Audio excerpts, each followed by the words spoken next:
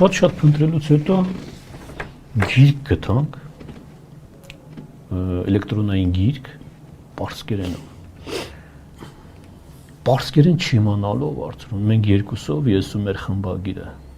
մոտավորապես 2-3 շաբաթ փորձել ենք այդ գրքից թարգմանություններ անել ստանալու համար գոնե մոտավոր պատկերացում հա այնտեղ էլ թվեր ուրիշ են դա գիտես դա ուրիշ է ժամ ուրիշ է անդապտի դնես համադրես որ ճիշտ ամեն ինչ անես շատ դժվար աշխատանք էր էլի հետո բառացի չես կարողանում հասկանաս ինչ են ուզել պարսիկներն ասել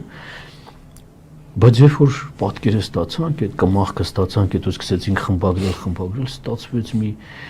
կերպար, որի մասին ես ինքս արդեն խմբագրած տարբերակ երբ որ հավաքում ենք արդեն ֆայլով որ դիտայինք տպագրության, ես հասկացա, որ իմ աշկերը թրջվում են։ Պարսիկները նկարագրում են նույնիսկ շենքը եւ նույնիսկ քարերը, որ մնացել